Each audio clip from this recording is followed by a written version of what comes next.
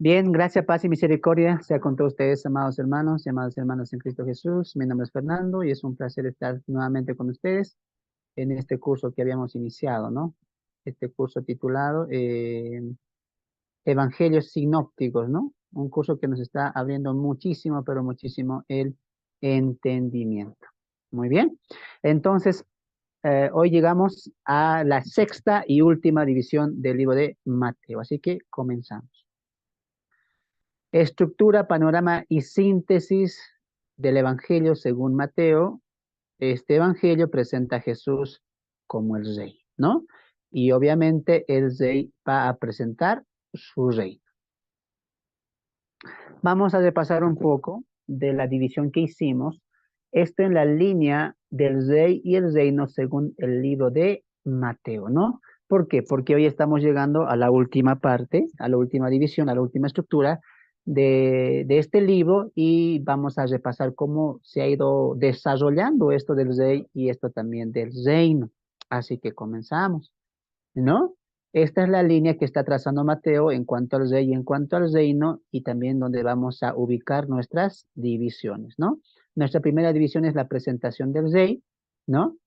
Del capítulo 1 al capítulo 4, donde veíamos su genealogía, ¿no? El por qué Mateo añade la genealogía tan ratificante de Abraham, ¿no? También veíamos cómo la genealogía apunta a la casa de David, hablando del capítulo 1, ¿no? De Mateo, que hijo de Abraham, hijo de David. Entonces, Mateo quiere ratificar la descendencia de Jesús, pero a la misma vez el linaje real que él portaba. Es decir, que él sí era un digno sucesor al reino, ¿no? Veíamos también su nacimiento, como Herodes, como aquellos astrónomos vinieron a dar pleitesía, honra y honor a Jesús, y Lucas también nos refleja que hubo un coro de ángeles que cantaron, que se alegraron porque ya el Hijo, el Mesías, el Cristo, había nacido en Belén, como ya lo habían profetizado los profetas del Antiguo Testamento.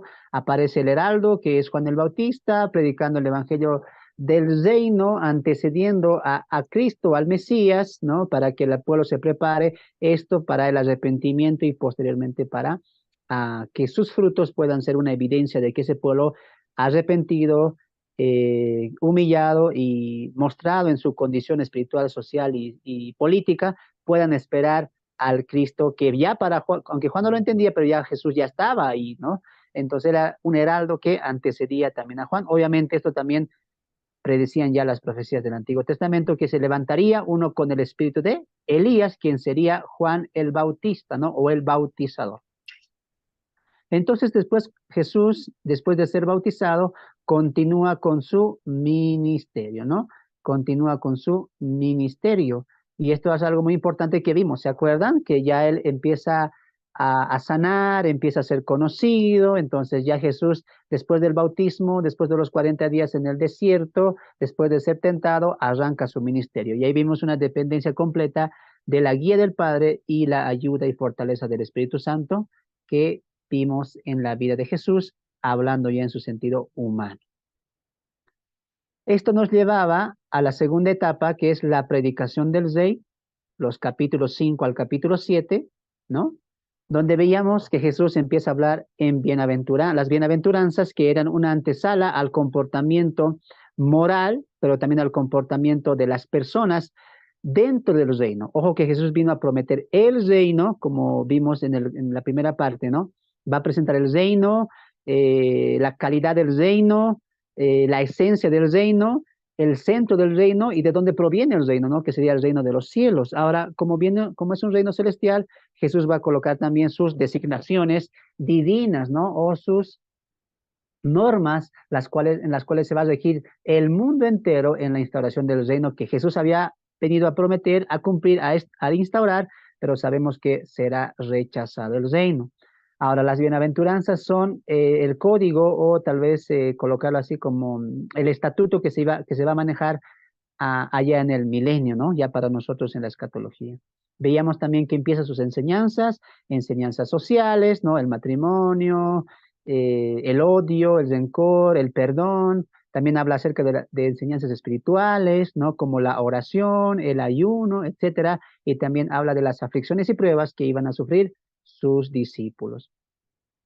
Con esto entrábamos al tercer periodo o a la tercera división, que era prodigios y autoridades y autoridad del rey, ¿no? Y con esto, del capítulo 8 al capítulo 9, veríamos un poco de sus milagros, veíamos un poco de lo sobrenatural que era cada señal que le hacía, y obviamente esto también cumpliendo las profecías, pero a la misma vez testificando con estas mismas que realmente él era el Mesías que tantos había esperado desde las páginas del Antiguo Testamento.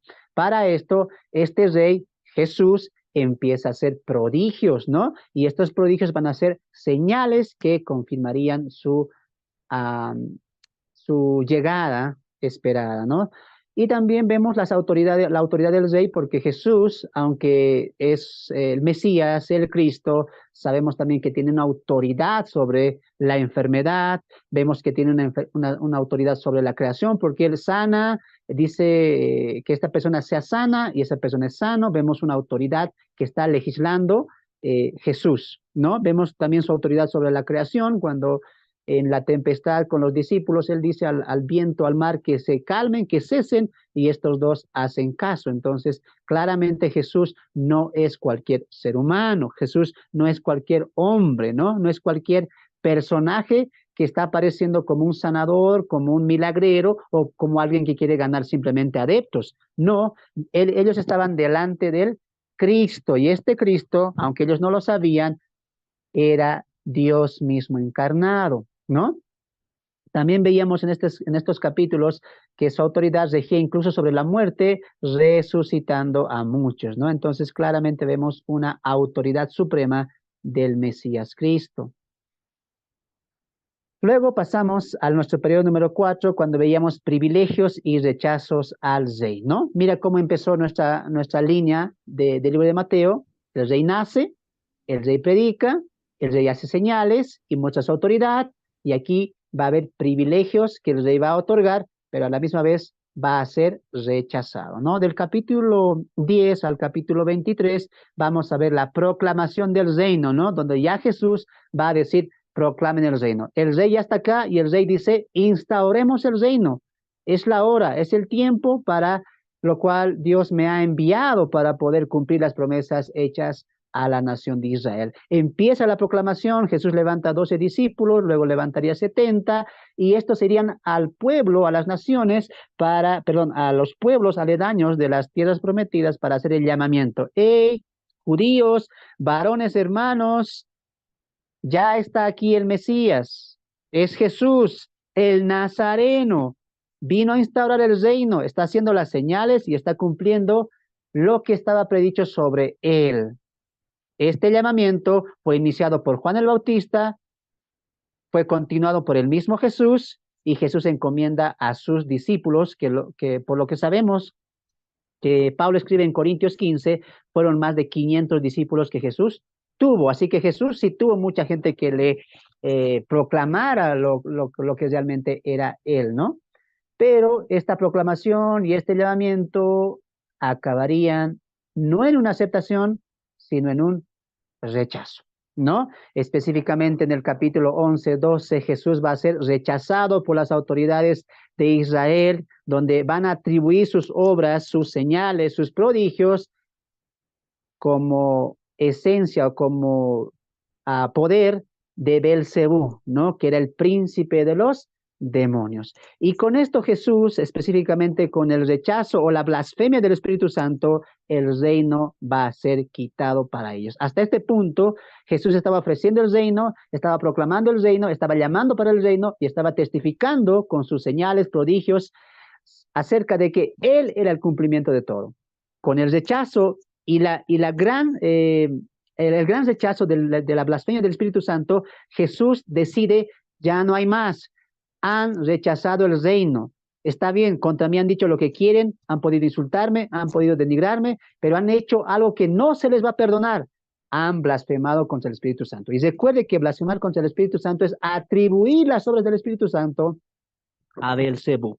Entonces, tras este rechazo, hay un quiebre, ¿no? Un quiebre en cuanto a la línea de Mateo.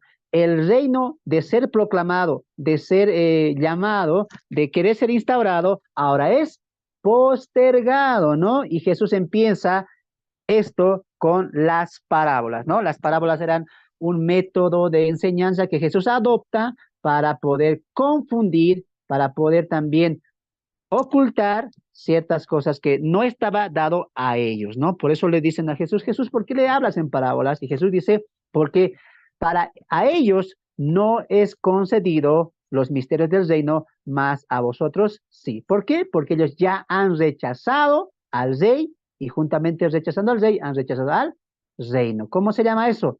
Justa retribución, ¿no? Como han rechazado al rey, el rey los rechaza. Y ahí vamos, hemos visto muchas parábolas. ¿Se acuerdan? Que solamente estamos repasando. Con esto entramos al periodo o a la estructura número 5, predicciones futuras del rey.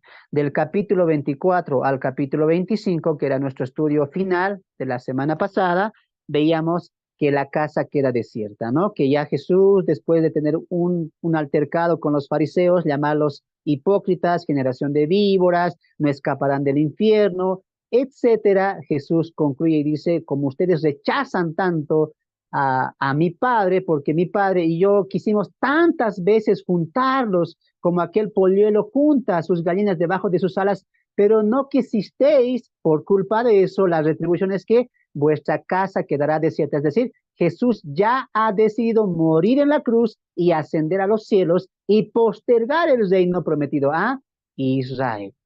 Después Jesús predice una gran destrucción que se haría efectiva en el año 70 después de Cristo, la destrucción del templo. El templo va a ser destruido y con eso Jesús estaría lastimando la vida religiosa de los judíos de la casa de Israel, porque ellos contemplaban al templo incluso superior que el Mesías que iba a venir. Mesías que ya estaba entre ellos. Muy bien, habían ellos colocado la mirada en lo físico, habían colocado ellos la mirada en los rituales, las ofrendas, las abluciones, en sus rabinos y sacerdotes que tenía en este tiempo escribiendo libros como el Mishdrash, etcétera, y habían llevado su mirada a un pueblo y habían dejado de la mirada al Dios de ese pueblo.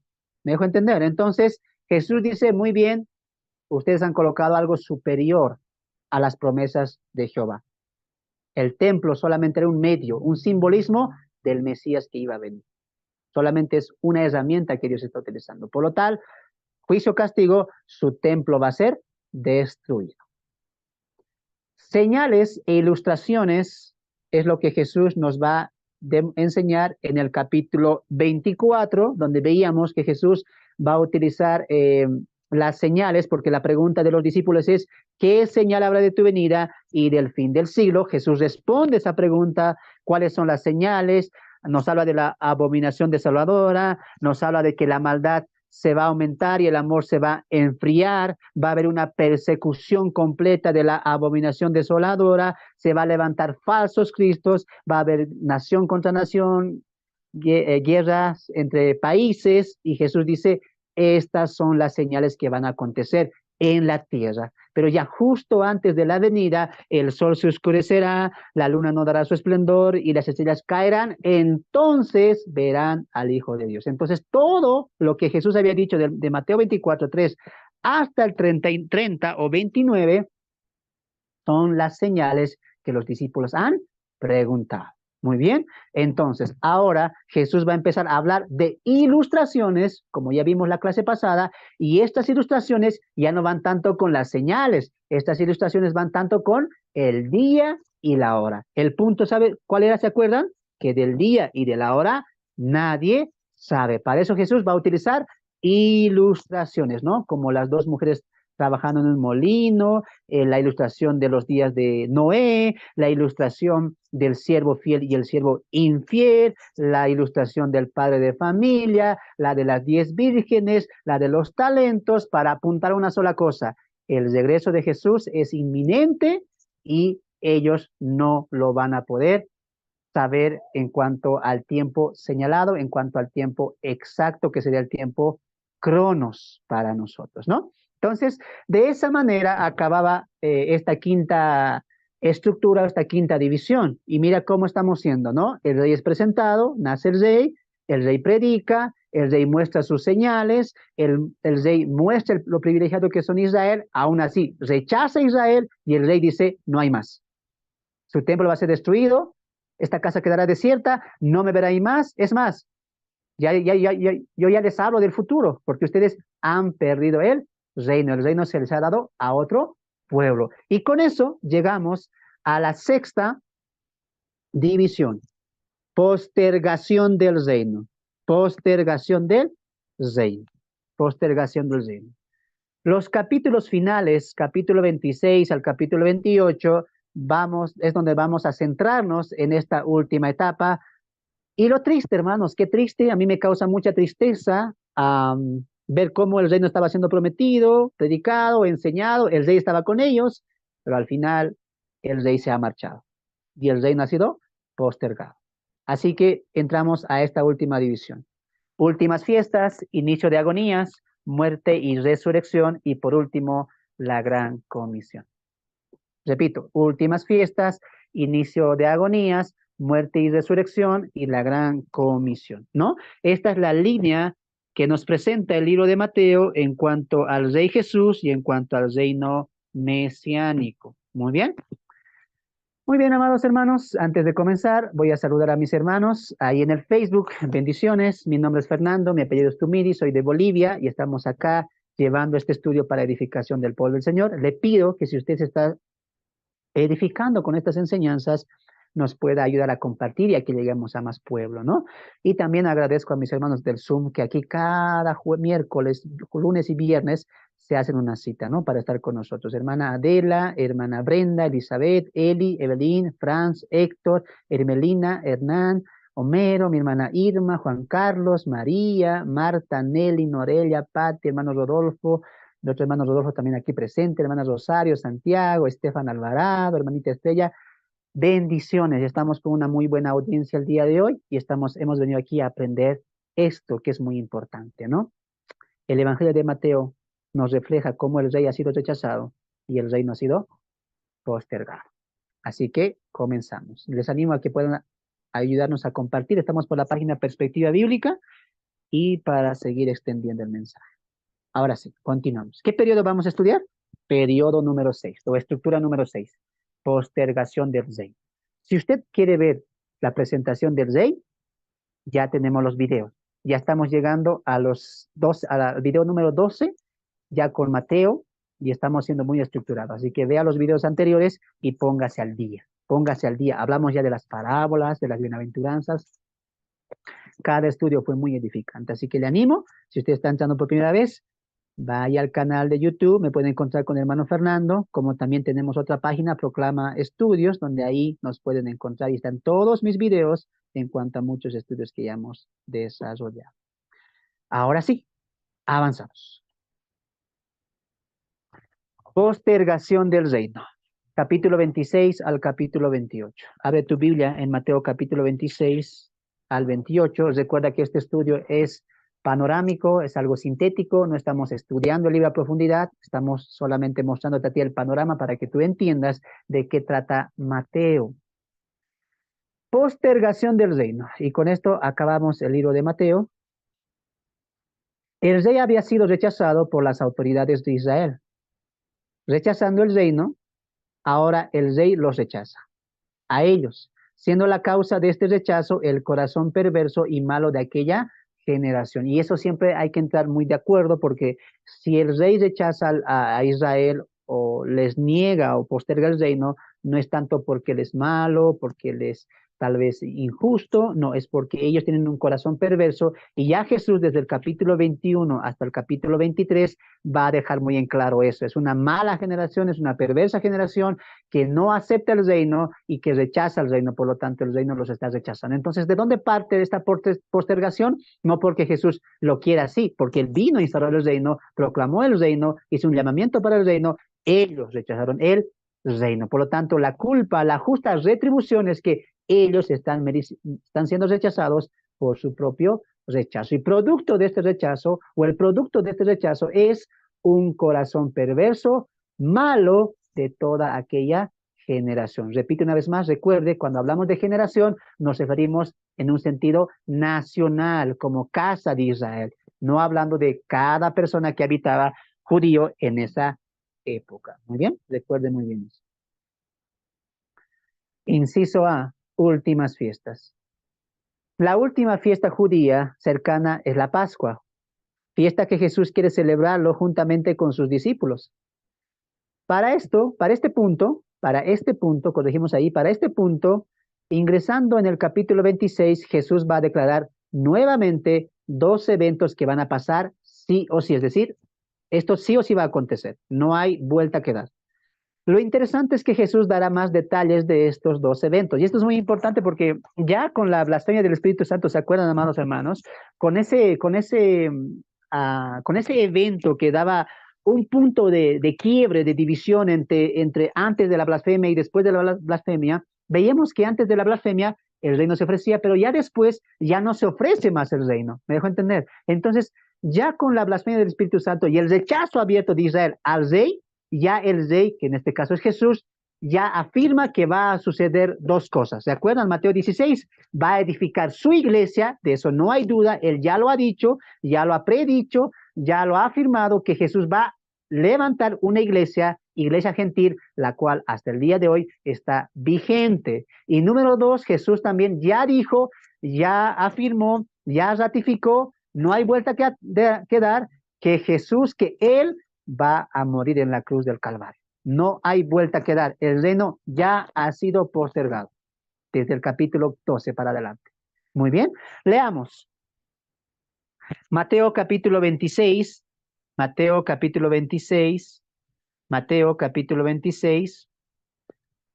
A ver, Mateo capítulo 26, verso 1 al verso 4. A ver, ¿quién está con camarita? A ver, me dicen los que están, levanten la manito los que pueden ayudarme en la lectura, ¿ya?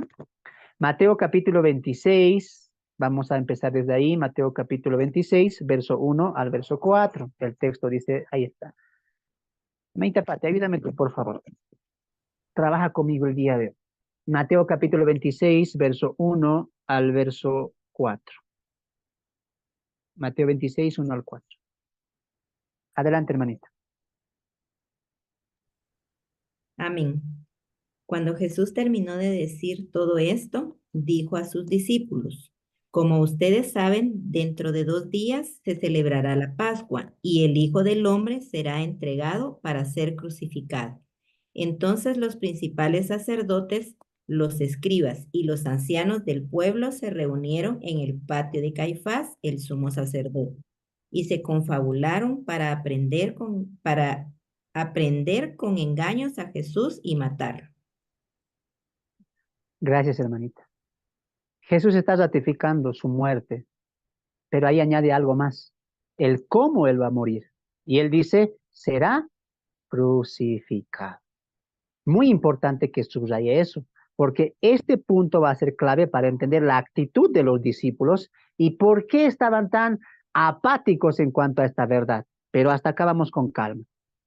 ¿Cómo empieza el capítulo 26? Jesús dice, se acerca la Pascua, yo quiero celebrar la Pascua. Ahora, así como tan cierto es que la Pascua va a llegar, así de cierto es que el Hijo del Hombre, es decir, Él va a ser muerto. Eso ya lo había dicho, constantemente estaba hablando eso desde el capítulo 12 para adelante.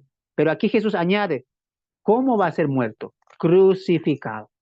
Entonces, para ser crucificado, tiene que ser culpado de delito, tiene que ser un delincuente, tiene que estar en contra de las autoridades. Y el texto siguiente dice, entonces los principales sacerdotes, los escribas y los ancianos del pueblo se reunieron en el patio del sumo sacerdote llamado Caifás y tuvieron consejo para prender con engaños a Jesús, y ahí está, y matarlo. Entonces Jesús ya está diciendo, va a morir el Hijo del Hombre en la cruz por culpa de hombres que están levantando falsos testimonios para matarle. Entonces, dos cosas ya estaba seguro. Jesús ya estaba decidido a morir en la cruz y las autoridades de Israel estaban decididos a matar a Jesús.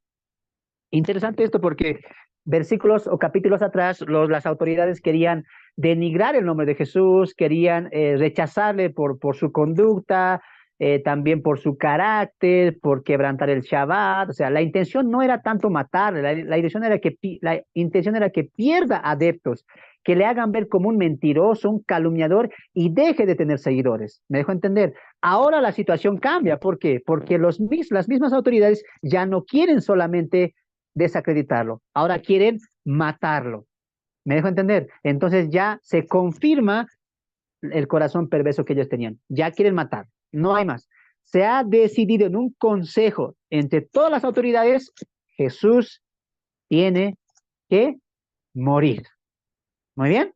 Entonces, con eso en mente, estamos continuando esta hilación. El acto del ungimiento que vamos a ver de Jesús en Betania, del versículo 6 para adelante, es una muestra del corazón de una mujer que reconoce lo que vale Jesús y lo que ella vale.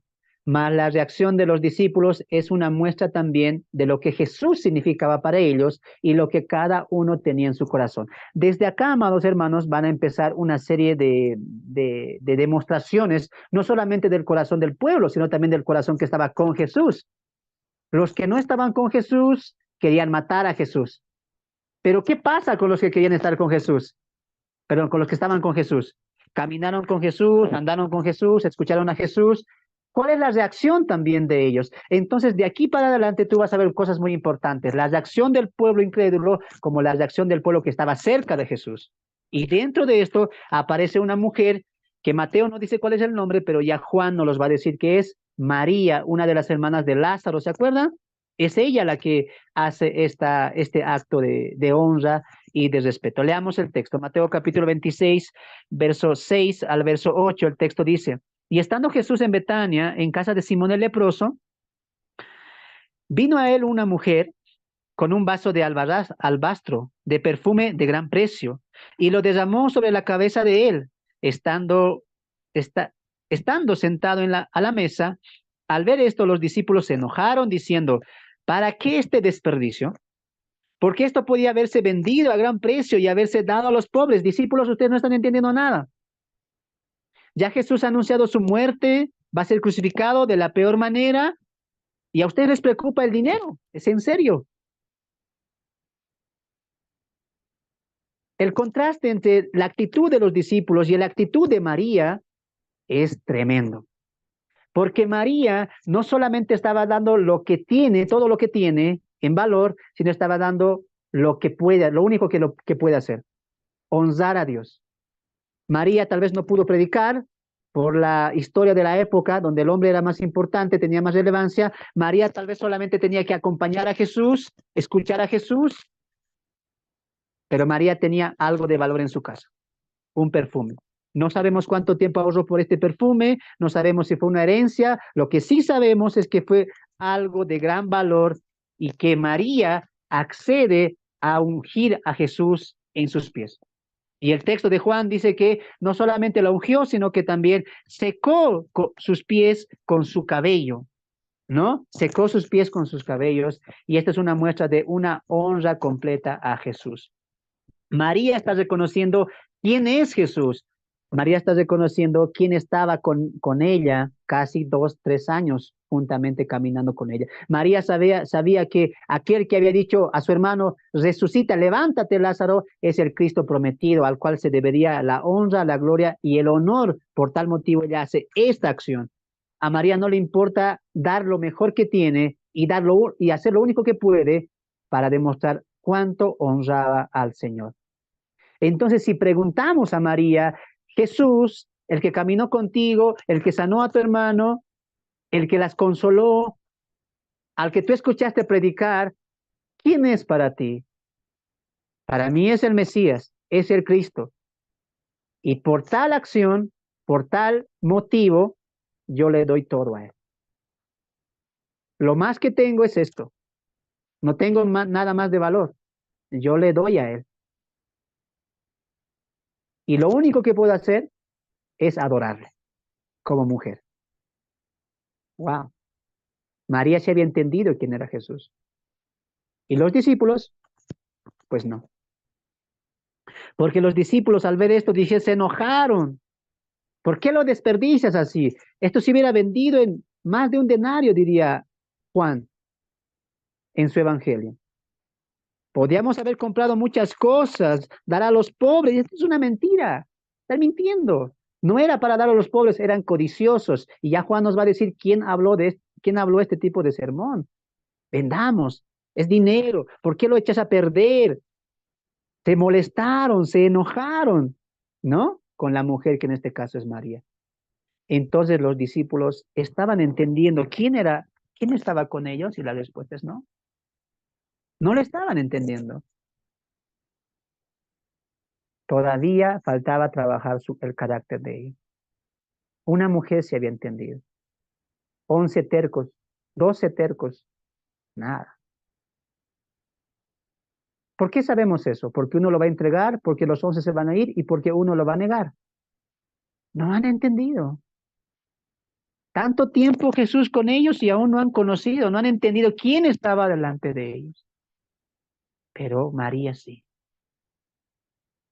María se quedaba atenta cuando Jesús predicaba. No le importaba ni comer, no le importaba ni preparar el almuerzo, la comida, la merienda.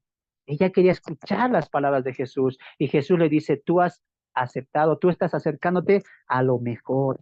Tú has escogido lo que te da provecho, escuchar las enseñanzas. María entendió que era privilegiada, los discípulos, ¿no? Ahora usted entiende el corazón de una mujer, a diferencia de del corazón de un hombre. Si tal vez María hubiera sido un varón, un hombre, sin duda hubiera sido un gran ejemplo de discípulo, predicando, enseñando. Ella entendía sus limitaciones, aún así, en sus limitaciones le entregó todo a Dios. El reino era más significante para ella que su más grande colección de perfumes. Esto nos habla de honra. ¿Cuánto vale Jesús para ti, María? Bueno, si hablamos de precio, no hay nada que Jesús pueda valer para mí, porque Él sanó a mi hermano, Él trajo el reino, Él es el rey y soy parte del reino. ¿Qué cuánto vale Jesús para mí? Si hablamos de monto, yo no sé cuánto vale. Pero yo tengo un frasco de perfume y es lo más valioso que tengo. Trabajé por eso en mi vida, lo enfoqué mi vida a eso. Yo tengo un tesoro en mi casa, pero este tesoro pierde el valor con el tesoro que es Jesús. ¿Qué está entendiendo María ahí? Hay alguien superior. El valor de Jesús es superior. El valor del reino es superior. Ya lo había dicho Jesús con la parábola de la perla de gran precio. Un mercader va y busca una perla, encuentra una perla preciosa, vende todo lo que tiene y esa perla la compra. ¿Por qué? Porque todas las demás perlas eran sin valor o de un valor menos comparados a esta perla. Ese es Jesús y ese es el reino. ¡Wow! Hermanos, el valor de Jesús es algo que tenemos que nosotros que entender. ¿Cuánto vale Jesús y cuánto vales tú y cuánto vale lo que tienes? Si tú juntas todo lo que tienes, todo lo que has trabajado, tu vida misma y tus propiedades no se comparan con el rey y no se comparan con el reino. María está enseñando aquí el principio de dar lo que uno tiene a Jesús, lo que uno tiene al reino, entendiendo que el reino es superior. A María no le duele. ¿Te imaginas tú untando la primera gota de aquel perfume tan carísimo? Y María dice, Jesús lo vale. Jesús lo vale que me deshaga de esto por su causa, por él. ¿Y qué mejor que hacerlo en su persona? María no quería que Jesús tenga una fragancia bonita nada más, que huela bonito, rico, no. María quería demostrar que ella, lo más que tiene, no es comparado en nada con lo que Jesús vale para ella y el reino también. Entrega, confianza, una entrega completa de María. María nos está dando una cátedra a los varones, tanto que Jesús diría, cuando se predique este mi evangelio, verso 13, también se dirá lo que esta mujer hizo hoy. María demostró su confianza en Dios. Las mujeres muchas veces nos llevan la delantera, hermanos. Los varones somos tan arraigados a nuestras posesiones. Tanto cuidamos el auto, la casa, el trabajo. María no hizo eso. María dijo, el reino es superior. ¿Sabes qué, María? Esos denarios que cuesta este perfume, estos mis discípulos tercos no le entienden. Pero eso que hiciste hoy será recordado en esta tierra y en el cielo. Porque la tierra y el cielo han sido testigos de cuánta fe tú has demostrado hoy, trayendo lo mejor que tienes hacia mí y haciendo lo mejor que puedes para mí. Y Jesús diría, esto va a ser recordado aquí y va a ser recordado allá. ¡Wow! Muy grande honor para una mujer, siendo mujer, teniendo las limitaciones de la época por la importancia y primacía de los hombres. María es un ejemplo de una mujer prudente, valerosa. ¿Cuánto vale Jesús para ti? ¿Tienes algo en tu vida, en tu casa, en tus bienes que valga más que Jesús? ¿Serías tú como aquel rico que le dije que Jesús diría, hey, vende todo lo que tienes y sígueme? Te estoy dando la gran oportunidad de seguir al Maestro, de seguir al Cristo, al Hijo de Dios. ¿Entiendes el valor de eso? ¿Entiendes mi valor con tu valor? Y el rico dijo, yo tengo más valor. No lo voy a dejar. ¿Por qué? Porque para mí estas riquezas son superiores a las riquezas del reino. ¿Y Jesús qué le dijo? Es imposible, casi imposible que un rico entre al reino de los cielos. ¿Por qué Jesús? Porque su corazón es avaro y coloca a las cosas materiales por superior a las cosas espirituales. ¿Y cuántos de nosotros hoy estamos así? Atesorando nuestros bienes, atesorando lo mejor que tenemos en casa, incluso atesorando a nuestros hijos y no entendiendo que superior es el reino y que superior es el rey. Lo que se recordará en el cielo, hermanos, es cuando tú entregues lo mejor que tienes a él. María dijo, yo te entregué mi vida, te seguí, escucho tus mensajes, vas a Galilea, voy a Galilea, vas a Samaria, voy a Samaria, vas a Capernaum, estoy en Capernaum, mi vida ya te la entregué, pero también tengo posesiones importantes que lo voy a entregar a ti. Wow. Esto tiene que ser proclamado, anunciado. Cristo vale más que todo lo que podamos acumular en este mundo. Como dice el pastor Adrián Roger, ¿no? En su programa. Cristo es el amor que vale.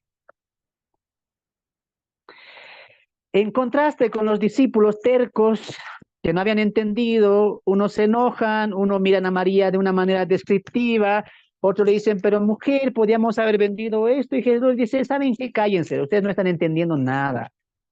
No han entendido nada. Esta mujer ha hecho algo bueno, me ha preparado para mi sepultura.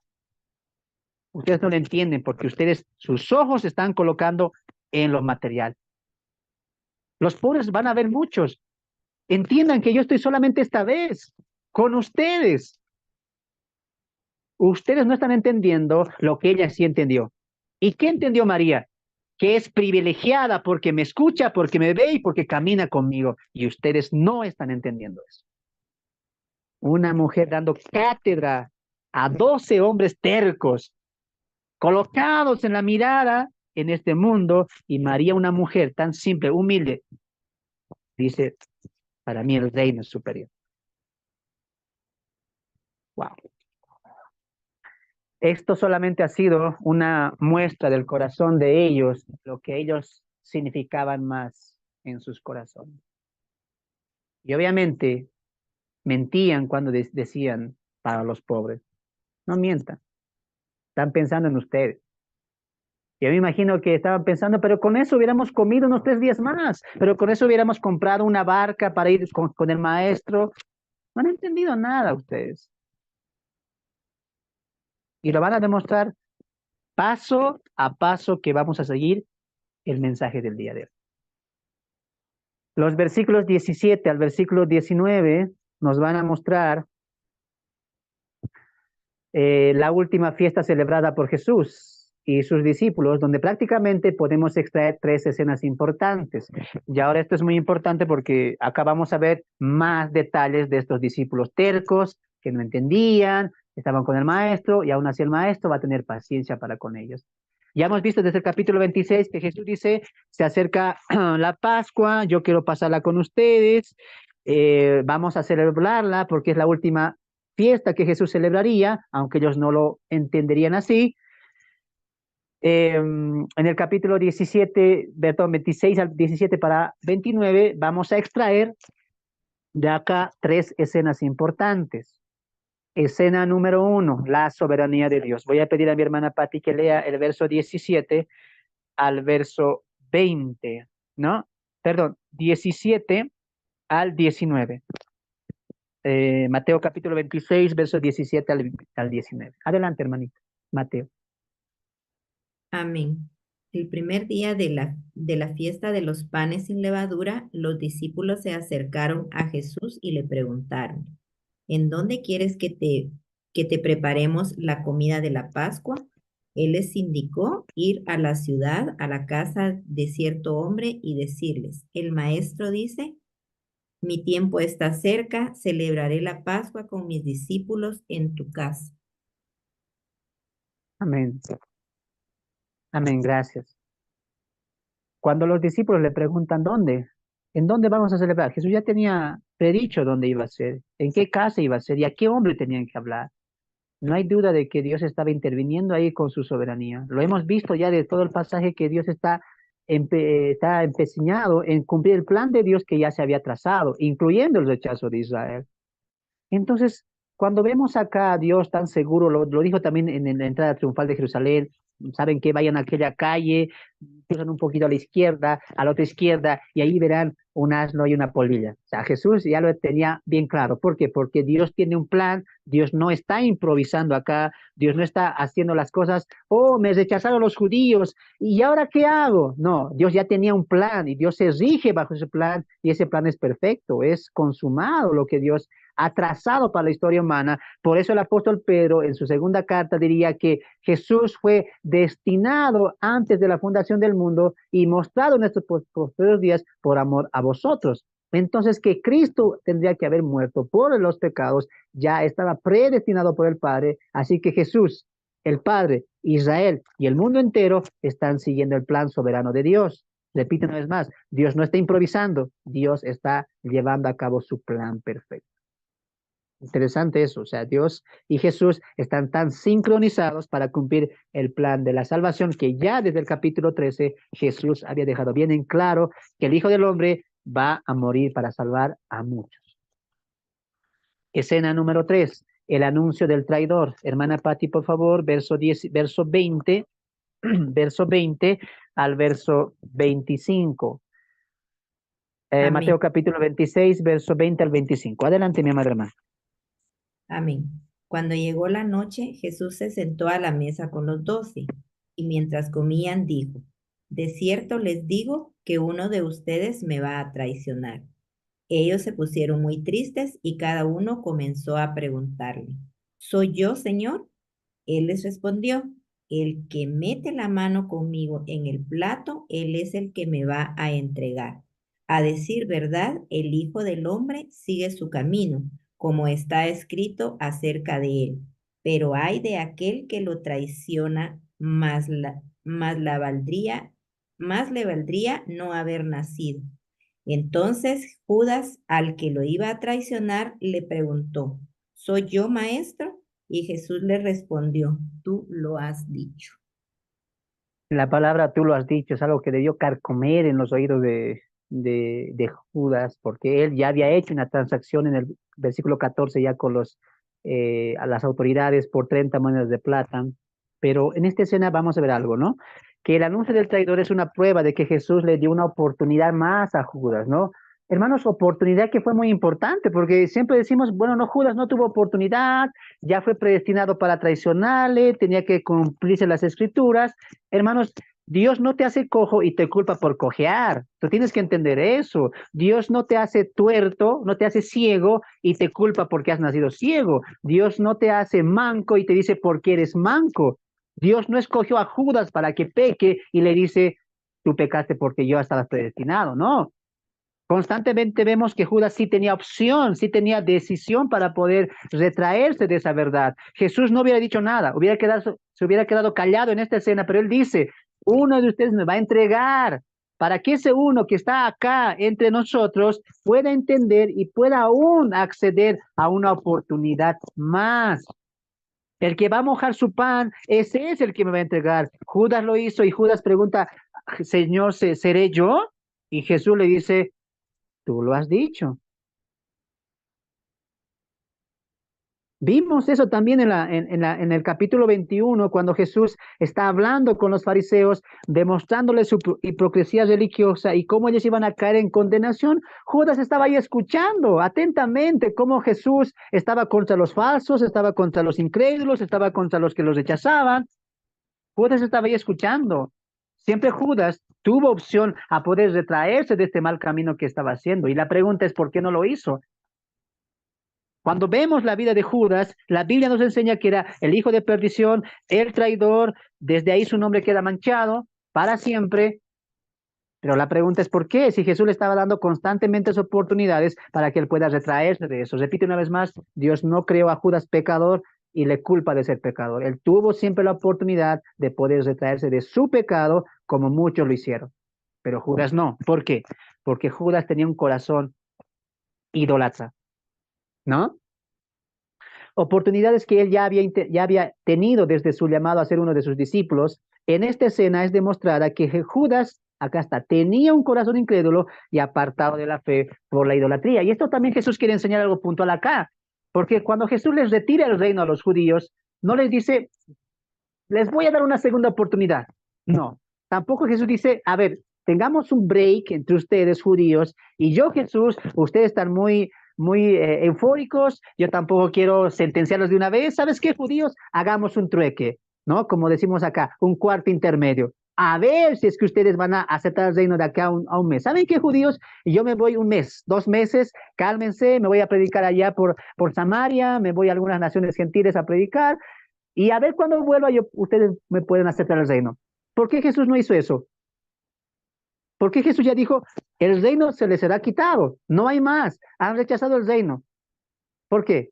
Porque Jesús tomó esa determinación viendo el corazón del pueblo de Israel, viendo el corazón de las autoridades, un corazón perverso, incrédulo, rechazador, que despreciaba el reino. Entonces, aunque Jesús se hubiera quedado 5 años más, 6 años más, 7 años más, 20 años más, 10 años más, ese pueblo lo hubiera rechazado. ¿Por qué? Porque ese pueblo era de un corazón incrédulo, rechazador. Lo iban a matar, sea al tercer día, sea a un año, sea al quinto año, lo iban a matar sí o sí a Jesús. Eso está pasando aquí también con Judas. Judas tuvo opción, anduvo con el maestro, habló con el maestro, llevó el dinero del maestro y Jesús le dice, ¿sabes qué? Hay una oportunidad más ahora. Judas, antes de que se instale la cena, ¿qué había hecho? Había ido donde las autoridades y les había dicho, hey, yo les puedo entregar al que ustedes buscan. ¿De cuánto estamos hablando? Entonces, lo que no estamos echando de ver cuando hablamos de que Judas perdió su salvación, de que Judas fue predestinado para pecar, de que Judas tuvo que cumplir las profecías o las escrituras, no estamos echando a ver que Judas tenía un corazón perverso, un corazón idólatra. Y lo demostró en el capítulo 26, 14 al 16, cuando antes de que se instaure la cena, antes de que Jesús hable que le van a traicionar, él ya lo ha traicionado. ¿Me dejo entender? Entonces Judas tenía un corazón equivocado. Ahora, la pregunta es, ¿por qué Judas apartó la fe, la salvación que Jesús, ojo, salvación en cuanto al reino, ingreso al reino, estaba predicando por muchos tiempos? Si tú estuvieras en el lugar de Judas, escucharías a Jesús hablar del reino, de lo que traería el reino siendo cabeza Israel de las naciones, se alejarían de la autoridad romana, Jesús cambiaría cosas injustas a cosas justas. Y Judas no quiso aceptar esa fe, esa confianza en el Cristo que él sabía que era el Mesías. Y la pregunta surge, ¿por qué? Está bien, Judas era un incrédulo, Judas no tenía fe, pero la pregunta es, ¿qué es lo que ponía esa barrera entre la fe de Judas y la posible fe de Judas y la incredulidad de Judas? Porque tuvo que haber un causante en todo eso, ¿no? Judas es muy diferente a las naciones que vinieron con Jesús, es diferente a los discípulos que se sentaban a comer pan, a comer los pescados porque comían y se iban. No, Judas estaba con Jesús, dormía con Jesús, hablaba con Jesús y escuchaba las enseñanzas de Jesús. Entonces, ¿qué pudo haber sido aquello que colocó una barrera entre el corazón del Judas y el corazón de Jesús? Y ahí vamos a ver que Judas fue idólatra. Hermano, ¿acaso la idolatría no es tener un dios pagano, no es adorar a una estatua, a un dios de la época, sea de los romanos, sea de los griegos? ¿Me estás diciendo que Judas adoraba a un dios? Y la respuesta es sí, pero también es no. Porque idolatría no solamente es adorar a un dios de estatua, de piedra, de mármol, de madera, no. Idolatría tampoco solamente es llevar tu honra, tu amor, tu gratitud, tu confianza a un Dios que está en un templo. No. Idolatría es colocar a algo o a alguien por encima de Dios. Es amar a algo o a alguien por encima de Dios. Y Judas hacía eso. Lo que a Judas no le impedía poder llegar al corazón de Jesús es que él era idólatro. Y específicamente, ¿qué es eso que Judas idolatraba más? Yo creo que nos hemos dado de cuenta ya acá en la historia de María en Betania, que él va a decir, no deberías haber hecho eso. Acompáñame a San Juan, Evangelio del apóstol Juan, capítulo 12, y tú vas a ver, ¿quién dijo esto? No, no lo vendas, eso valía mucho dinero. ¿Quién dijo eso? Juan no los va a decir. Juan capítulo 12, Juan capítulo 12, hermanita eh, Patti, por favor, Juan capítulo 12, Juan Juan, capítulo 12, Juan o verso primera. 1, Juan, Evangelio. Juan capítulo 12, verso 1 al verso 5. Juan capítulo 12, verso 1 al verso 5. Adelante, Juan capítulo 12, verso 1 al 5. Y aquí Juan nos va a enseñar quién es el que realmente estaba teniendo este tipo de argumentos, ¿no? En cuanto a al perfume que derramó María. Adelante, Juan capítulo 12, verso 1 al 5. Amén. 6 días antes de la Pascua, Jesús fue a Betania, donde vivía Lázaro, el que había estado muerto y a quien Jesús había resucitado de los muertos. Allí le ofrecieron una cena y Marta servía y Lázaro era uno de los que estaban sentados con él a la mesa. Entonces María tomó unos 300 gramos de perfume de nardo puro que era muy caro, y con él ungió los pies de Jesús, y con sus cabellos los enjuagó, y la casa se llenó con el olor del perfume. Y dijo Judas Iscariote, hijo de Simón, que era uno de los discípulos y el que más tarde lo entregaría. ¿Por qué no se vendió este perfume por 300 días de sueldo? Y ese dinero se les dio a los pobres. Gracias, hasta ahí. Hermana Patti, vete a 1 Corintios 6, 9, por favor. Ahí me vas a ayudar tú. 1 Corintios 6, 9. Wow, Judas no solamente sabía que el perfume era caro, Judas incluso sabía el precio del perfume. Lo había calculado. ¿En qué tiempo? No lo sé. Pero de que tenía conocimiento del dinero y lo económico, no hay duda de eso. ¿Quién sabe si cuando dijeron Jesús, y quién quisiera administrar el dinero que se nos está ofrendando? Y seguramente Judas dijo, yo lo hago porque tengo experiencia con el dinero.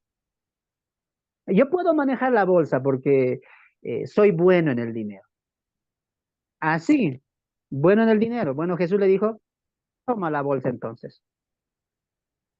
Judas tenía un corazón idólatra y la idolatría que él tenía era el amor por el dinero. Y en 1 Corintios 6, 9, el apóstol Pablo va a ser muy claro en este sentido y va a decir quiénes y por qué no pueden entrar al reino de Dios. 1 Corintios capítulo 6, 9, adelante hermana Patti. Amén. ¿Acaso no saben que los injustos no heredarán el reino de Dios? No se equivoquen, ni los fornicarios, ni los idólatras, ni los adúlteros, ni los afeminados, ni los que se acuestan con hombres, ni los ladrones, ni los avaros, ni los borrachos, ni los mal hablados, ni los estafadores heredarán el reino de Dios. Ahí atribuye Pablo a quién más? A los idólatras. ¿Idólatras qué es? Colocar a alguien o algo por encima de Dios. Y Judas, ¿a quién ha colocado por encima del mismo Jesús? Al dinero.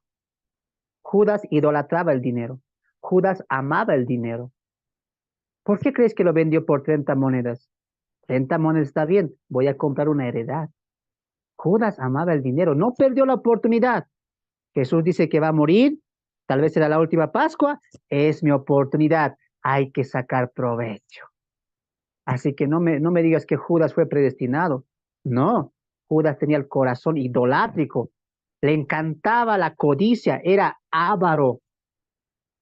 Hermanos, la avaricia y la codicia nos alejan del corazón de Dios, nos alejan del pensamiento de Dios y nos alejan de la voluntad y el propósito de Dios.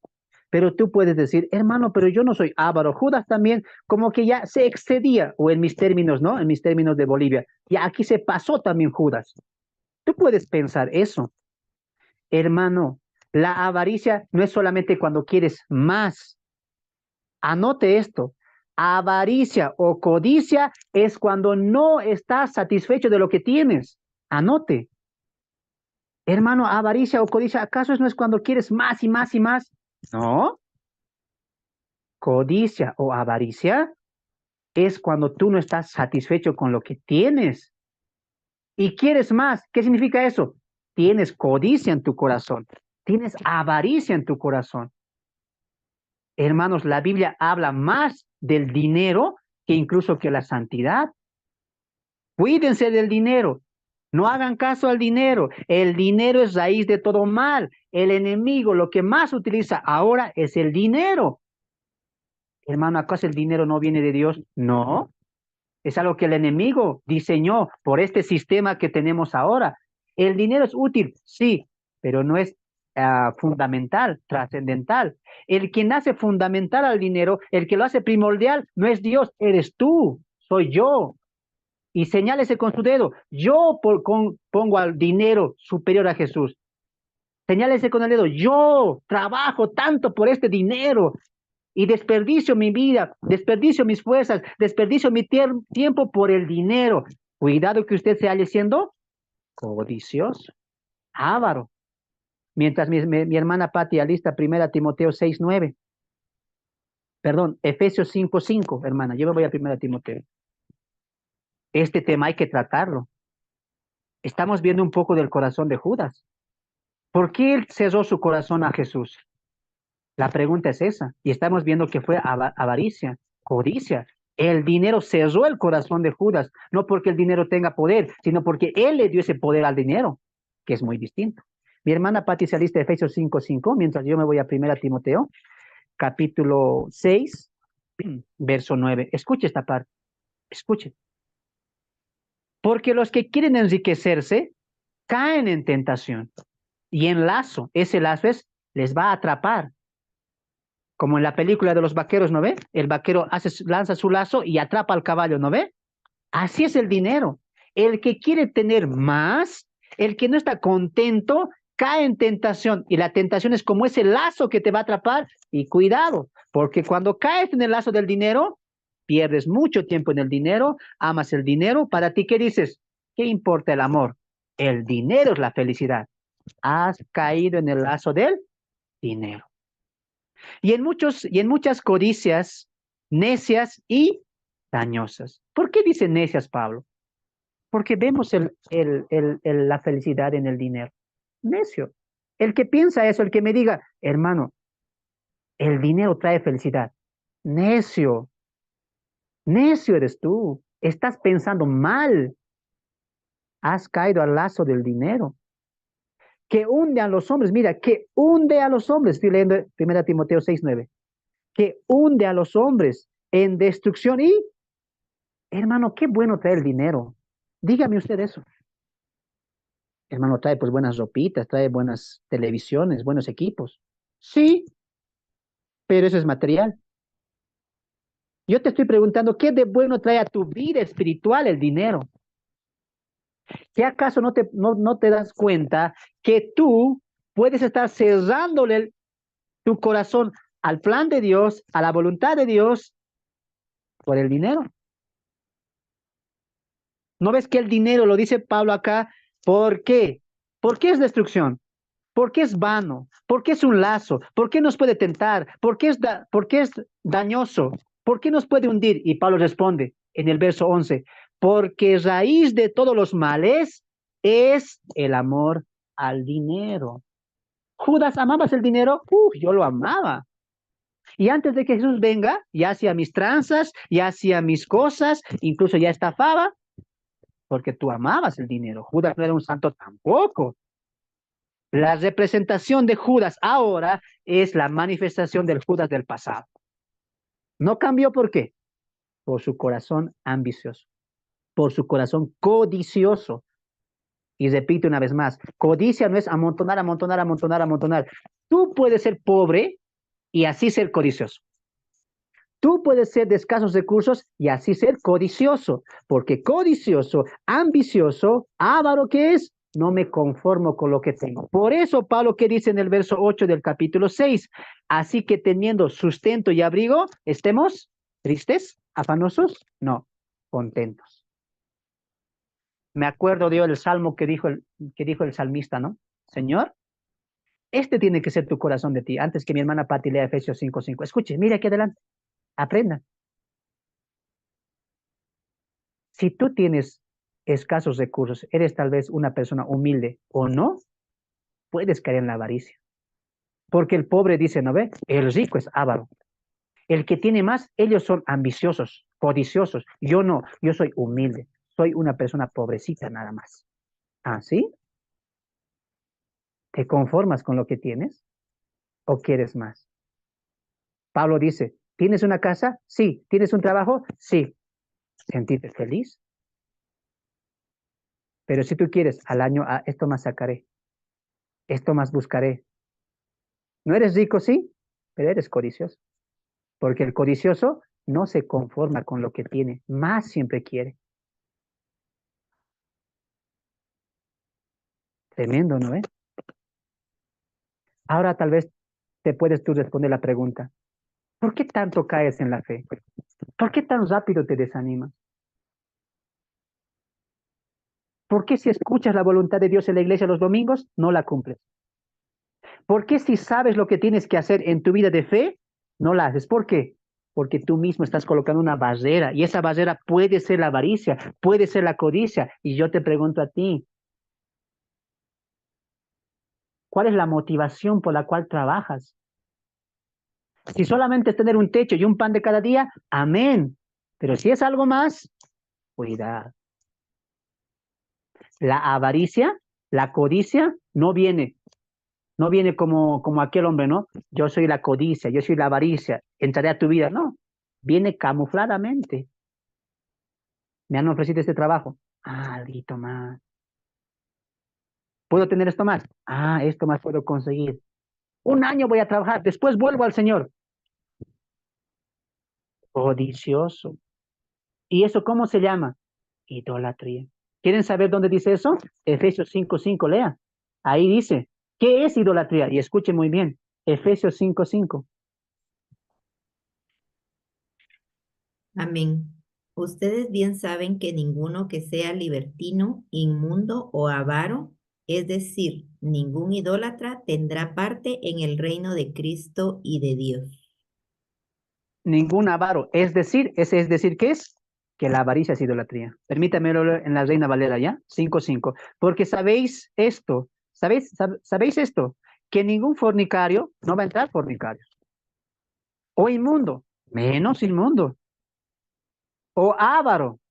Pero avaro, ¿qué de malo tiene? No, es que avaro es Idolatría. Ninguna de estas cosas, el avaro, el inmundo, el fornicario, no tiene herencia. ¿Por qué no tiene herencia? Porque su herencia es la contaminación, porque su herencia, su deleite es la inmundicia y su gran tesoro es el dinero. Si tiene un grande tesoro, ¿para qué quiere? No va a mirar el tesoro de los cielos. Ahora entiendes por qué Jesús dijo, hey, ustedes trabajen pues por la comida que a vida eterna permanece. Haced tesoros en el cielo, en la tierra, donde el orín y la polilla corrompen. ¿Por qué hacen tesoros aquí? ¿Sabes por qué haces tesoros aquí? Porque eres avaro. No te conformas con lo que tienes. Dios te ha dado un trabajo que te va a dar 1,000 soles y tú dices, puedo tener 1,500, pero hay que sacrificar.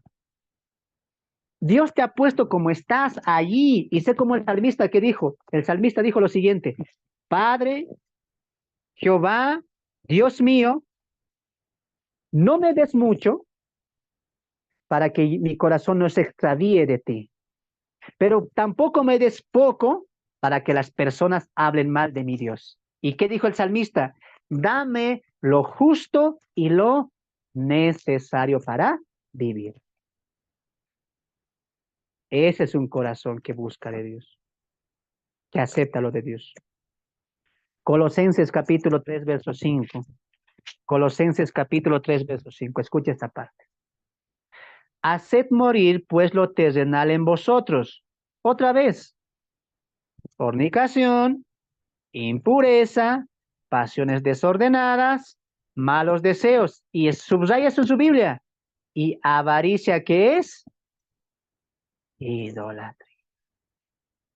Cuidado. Tal vez tú no estás adorando a un Dios de estuco, de madera, de piedra, ni a la Pachamama, pero capaz tu Dios sea el dinero. Capaz estás atrapado por el lazo del dinero, porque el dinero es raíz de todo mal.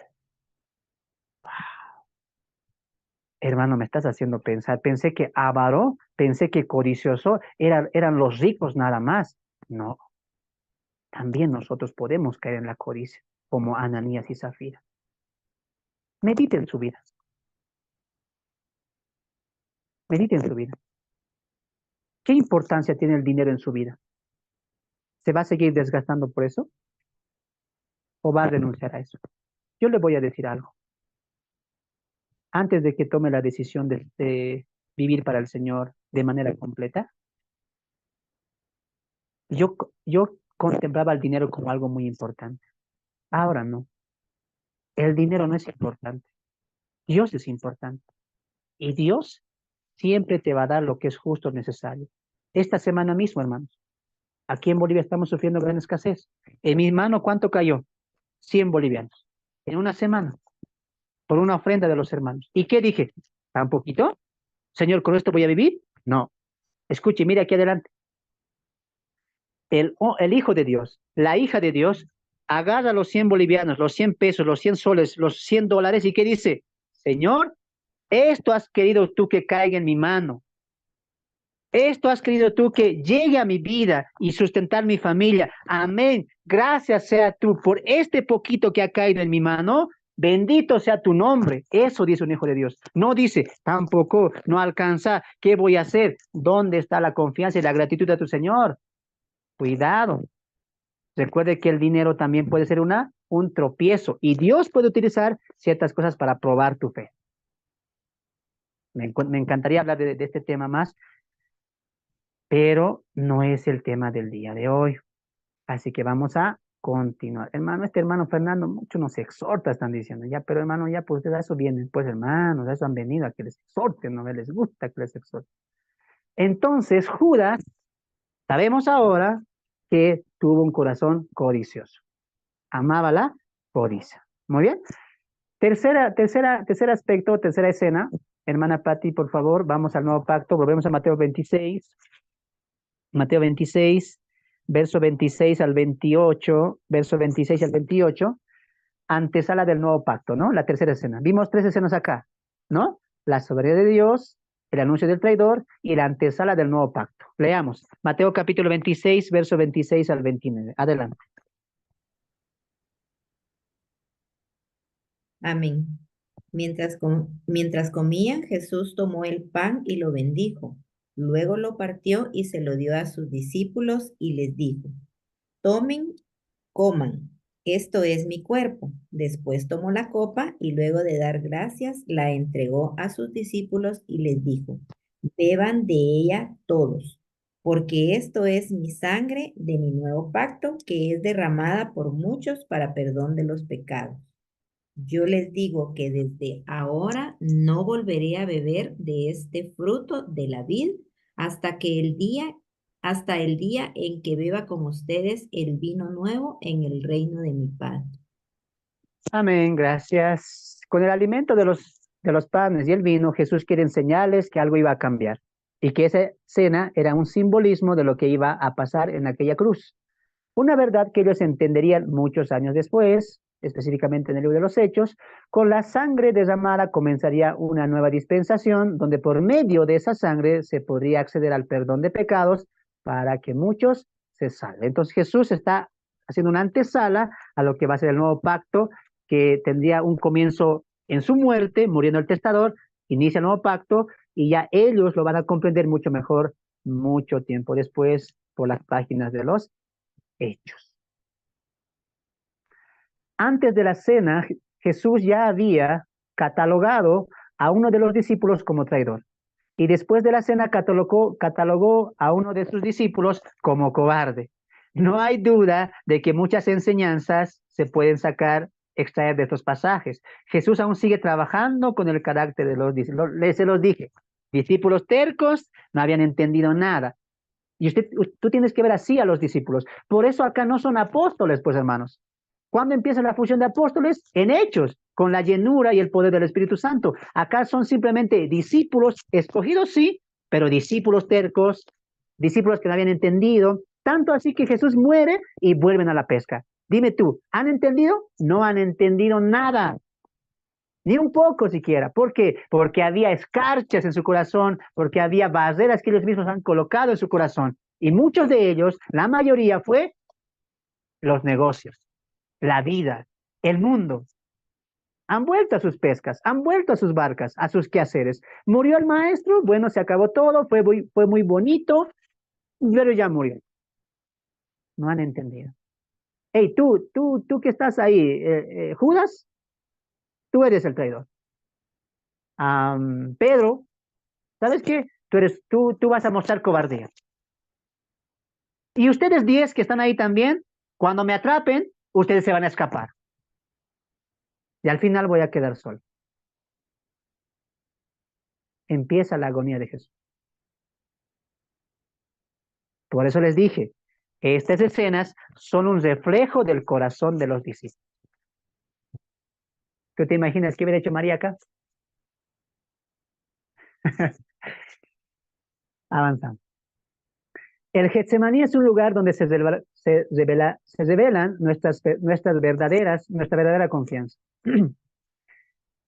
Nuestro verdadero estado espiritual, nuestra madurez, la madurez de nuestra fe y la reacción ante los problemas. Aún más con lo que ya Jesús había anunciado que pasaría. Un lugar donde se revelan nuestros corazones. Un lugar donde te muestras tal cual eres. En ese lugar se revela quién eres tú y cómo estás afrontando lo que se iba a venir. Jesús iba a morir. En el Getsemaní Jesús demostró confianza, humillación y dependencia. Entonces, lo interesante de la escena del capítulo 26, del versículo 36 para adelante, conocemos la historia del Getsemaní, es que Jesús dice, bueno, vamos al Getsemaní. ¿Y Jesús por qué en el Getsemaní? Bueno, porque en el Getsemaní va a haber dos respuestas. Se van a develar dos corazones. ¿Cuáles son esos corazones, Jesús? Bueno, mi corazón y sus corazones. Así que levántense, acabó la cena, vamos al Getsemaní. para que en ese lugar ustedes puedan ver quién confía en quién. ¿Quién entendió lo que anuncié en esta cena? Ahí se va a probar vamos a ver su madurez, su confianza. Es un examen para ustedes. Véanlo así. 3 años estuvieron conmigo, me escucharon, vieron las sanidades, incluso ustedes sanaron. Pero vamos al Getsemaní. Todos van, llegan al Getsemaní, Jesús toma a 3 consigo, ustedes saben quiénes son, y vamos a ver cómo Jesús responde en el Getsemaní, en su Getsemaní. En el Getsemaní Jesús demostró confianza, humillación y dependencia. Lo más notorio de esto es que la causa de que Jesús diga estas palabras, pasa de mí esta copa, es muestra de lo que sentía en esos momentos. Y aún así, Dios el Padre estaba muy decidido de salvar nuestras vidas a cambio de la vida de su Hijo. Tremendo esto. Bueno, va a pasar el primer hombre al Getsemaní, Jesús.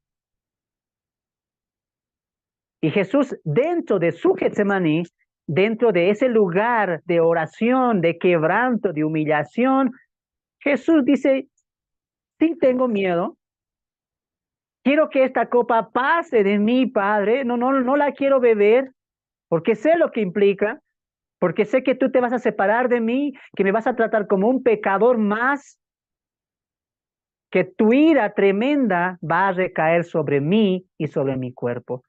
Por eso en esta humanidad de miedo, de temor, te pido, Padre, que esta copa, si puede ser posible, no la quiero beber.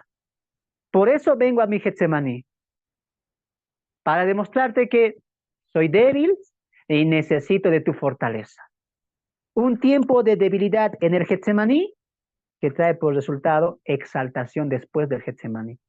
Porque Jesús dice, no quiero ver esta copa, pero añade, mas no se haga mi voluntad, sino la tuya. Yo puedo tener miedo, yo puedo tener tal vez temor de lo que vaya a pasar, porque él sabía lo que iba a pasar, pero que tu fortaleza me guíe, que tu confianza me acompañe y que el Espíritu Santo sea guiando cada paso que voy a dar desde mi arresto hasta mi crucifixión. Por lo tanto, Jesús en el Getsemaní salió victorioso, con confianza, y Lucas refleja que vinieron muchos ángeles y le consolaron. Humillación, dependencia, todo guiado bajo la oración incesante del Mesías. Él oró tanto. Y la pregunta es, ¿pero por qué el Padre no le concedió esto? Porque el Padre, amados hermanos, nuestro Dios y Padre Creador, estaba tan decidido. Él estaba completamente decidido a salvar tu vida y mi vida, entregando la vida de su Hijo. Aún su único hijo, amados hermanos, su único hijo le estaba pidiendo, pasa de mí esta copa, si tú puedes hacerlo. No quiero beberla, soy tu hijo. Y Dios le dijo, no lo puedo hacer, hijo mío.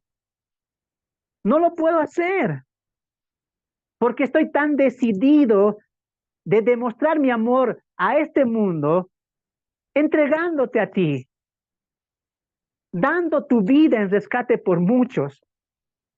No lo puedo hacer, pero lo que sí puedo hacer es darte mi fortaleza, es darte mi ayuda y es darte mi avalación. ¡Wow! Cuán decidido estaba el padre para matar a su hijo,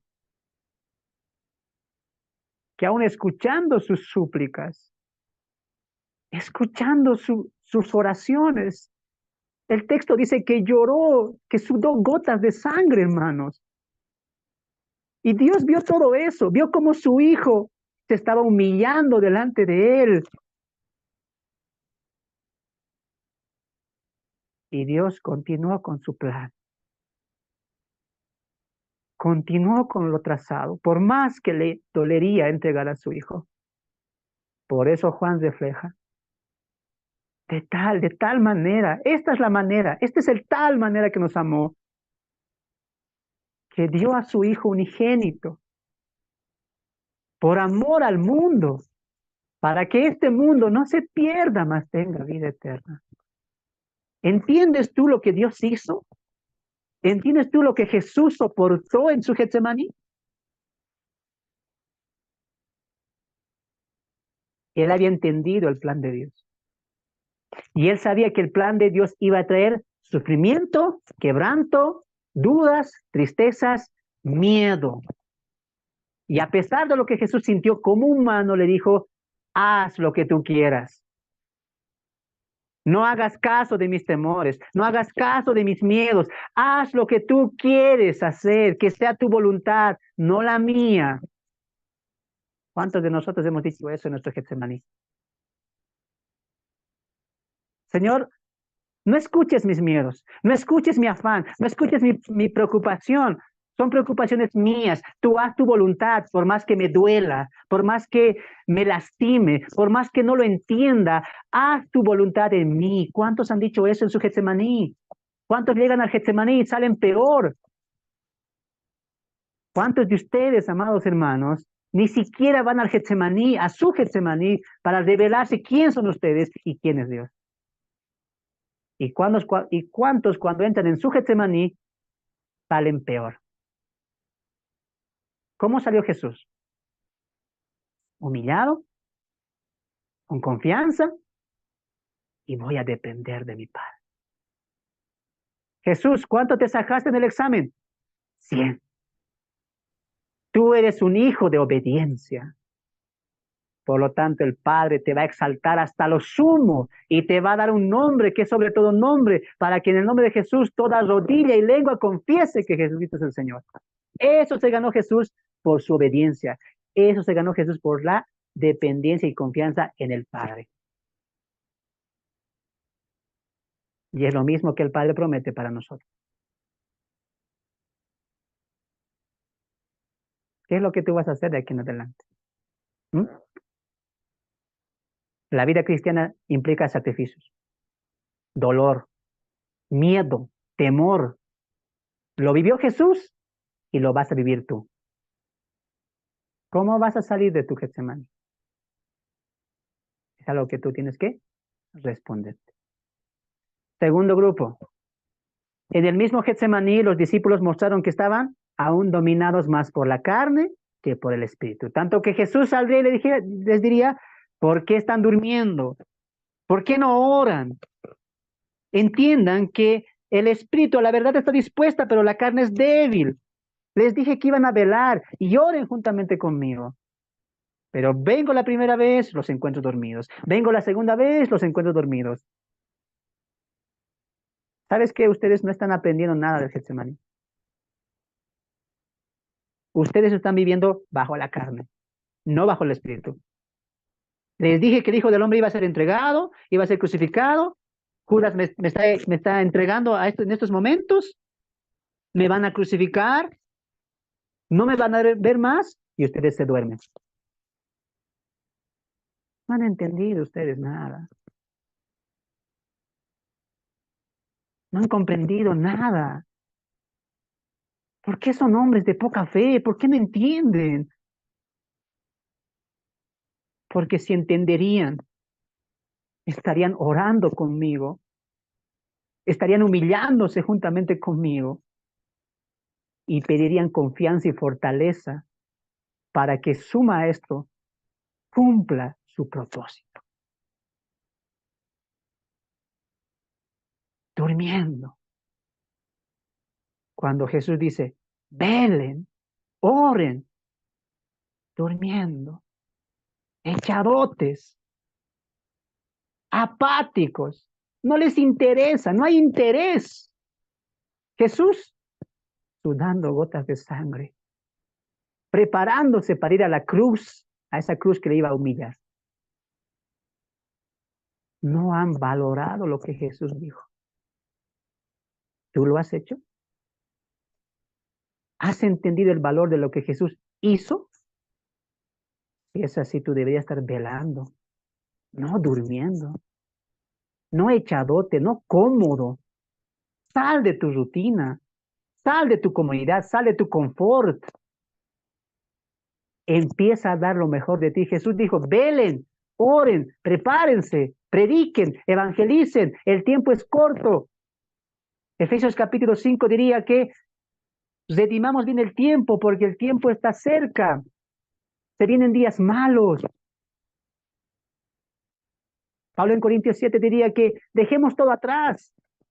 El tiempo está cerca. Dediquémonos más a nuestra profesión cristiana. Pero muchos duermen en las iglesias. Se cansan de las iglesias. Hoy en día, la dificultad, la tribulación o el sufrimiento es, hermanos, sufro en venir a la iglesia, me cuesta levantarme temprano. Hoy ya es un dolor, es un sufrimiento ir a la iglesia. Tú no has experimentado el verdadero martirio por Jesús. Jesús se tenía motivos para desanimarse y aún así no lo hizo. ¿Qué es lo que te impide a ti crecer? ¿Qué es lo que te impide a ti velar, orar? ¿No crees que es momento de que vayas a tu Getsemaní para que se revele tu corazón?